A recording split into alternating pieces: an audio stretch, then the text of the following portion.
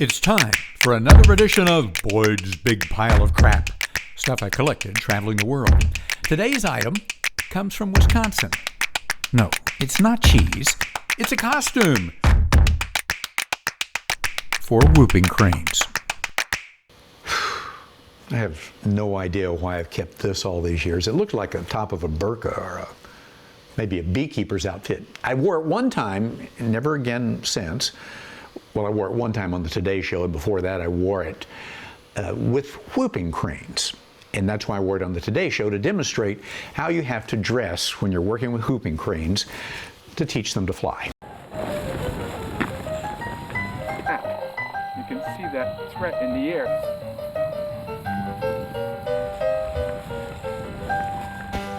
Actually, they're not teaching them to fly, they're teaching them a migration route. These whooping cranes, because they were almost wiped out, are now being raised in captivity. And then to learn the migration route the first time, they imprint with ultralight. For 15 years, Operation Migration has taught captive bred whooping cranes their migration route by leading the birds from Wisconsin to Florida. So how do you get them to fly with? As soon as they pip, as soon as they punch a hole in the egg, we start playing a recording of the aircraft engine. When they're a few days old, we actually park the aircraft outside the pen and fire it up and let them get used to it. When they're 2 weeks old, we introduce them to the aircraft outside in training. So it's just a matter of conditioning over the period of time, and they get used to it. It just takes one guided trip down to Florida for the birds to learn the route. In the spring, they'll fly back on their own to the exact place where they started.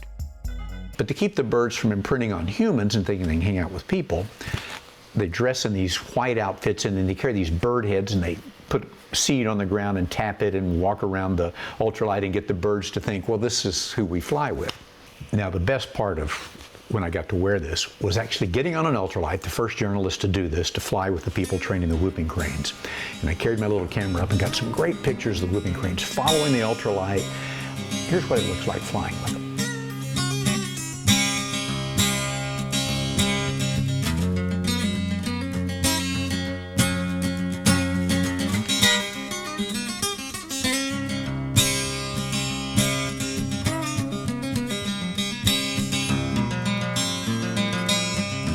Okay, it was a great experience being up in the air with the whooping cranes, having them go off your wingtip, taking the pictures. But why did I save this part of the outfit? That's